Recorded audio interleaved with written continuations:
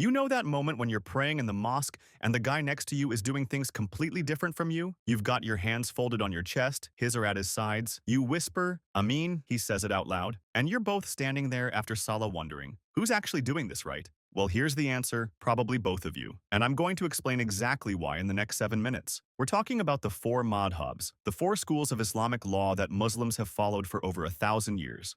First, what even is a madhab? The word madhab means a way or a path. In Islam, it's a school of Islamic law. It's not a sect, it's not a different version of Islam. It's a methodology, a structured way of understanding how to practice Islam based on Quran and Sunnah. Now here's the important part. All four madhabs use the same Quran and follow the same Prophet Muhammad, peace be upon him.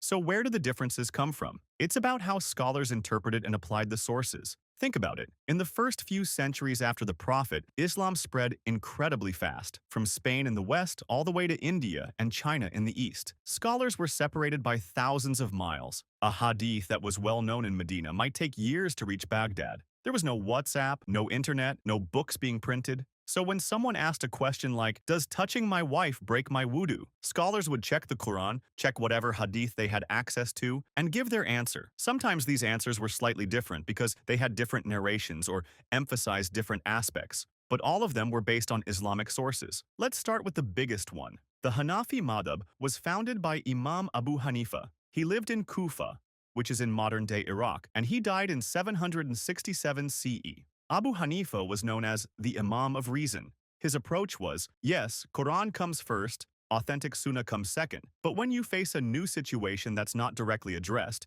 you need to use logic and reasoning. He developed methods like qiyas, which is analogical reasoning, and istisan, which means choosing the ruling that serves the public interest better as long as it doesn't contradict Islam. This made Hanafi the most flexible school, which is probably why it spread so widely. Today, about 30 to 35% of Muslims worldwide follow the Hanafi madhab. That includes Turkey, Pakistan, India, Bangladesh, Afghanistan, Central Asia, and parts of the Arab world. So what does this look like in practice? Hanafis fold their hands on their chest during prayer. They only raise their hands once at the very beginning of Salah, and they say Ameen quietly after Surah Fatiha. When it comes to wudu, if a Hanafi man shakes hands with his wife or touches her, his wudu doesn't break. They base this on the fact that the Quran doesn't explicitly mention it, and there are hadith showing the Prophet would kiss his wives and then pray without renewing wudu. The second madhab is Maliki, founded by Imam Malik ibn Anas. He lived in Medina, and that's the key detail here. Medina was where the Prophet lived, where he built the first Muslim community, where he died. Imam Malik spent his entire life there, learning from people who were directly connected to the companions. His approach was unique. He said the way the people of Medina practice Islam holds special weight because they inherited their practices directly from those who lived with the Prophet. So Imam Malik would look at Quran, then Sunnah, but then also, what is the actual practice in Medina? He compiled this into one of the earliest hadith collections called Al-Muwatta. About 25% of Muslims follow Maliki today. It's dominant across North Africa, Morocco, Algeria, Tunisia, Libya, also West Africa, and parts of the Gulf states. In practice, Malikis pray with their hands at their sides, not folded. Now, this looks similar to how Shia Muslims pray, but it's for completely different reasons based on different evidence. They say Ameen quietly, and when it comes to touching your spouse, Malikis say it doesn't break wudu unless there's sexual desire involved. They're taking a middle position here. The third school is Shafi'i, and this one revolutionized how Islamic law works. The founder was Imam Muhammad ibn Idris al-Shafi'i. He was born in Gaza, studied under Imam Malik in Medina,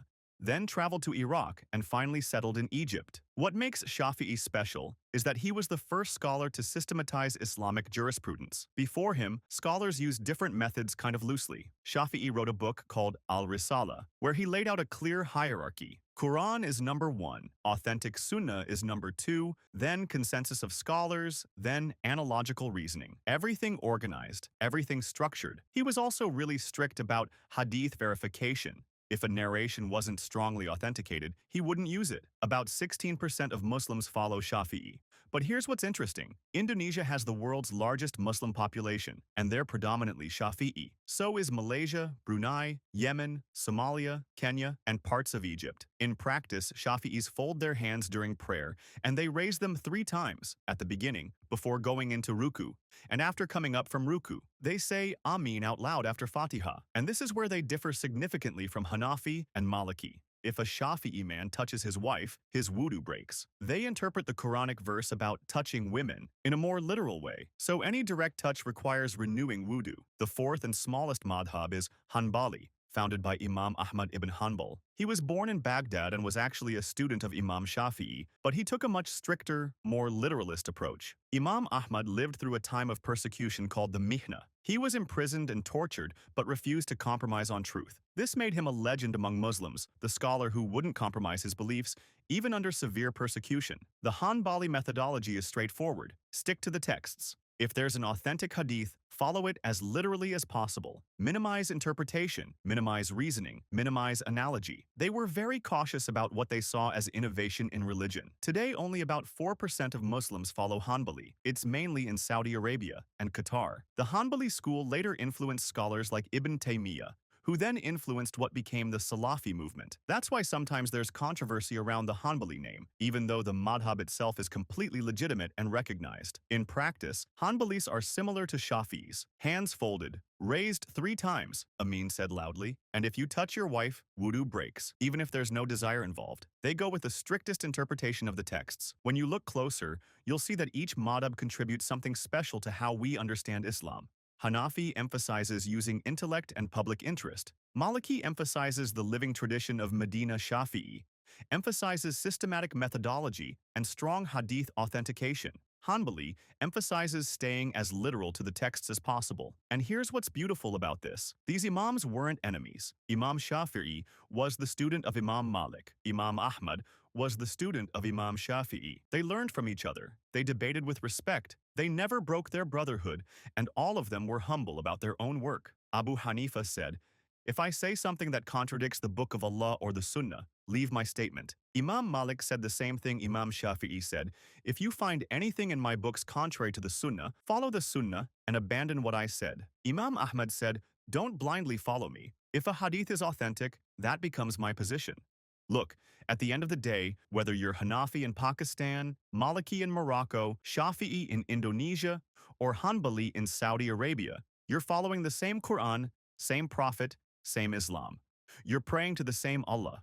You're part of one ummah. These madhabs are tools that help us practice our faith correctly. They're different roads that lead to the same destination. So next time you see someone praying differently than you, don't judge them. Understand they're following qualified scholars just like you are. If this video cleared things up for you, hit that like button, subscribe to the channel, and share this with someone who gets confused about madhab differences. Drop a comment and let me know which madhab you follow. May Allah guide us all to the straight path. Assalamu alaikum wa rahmatullahi wa barakatuh.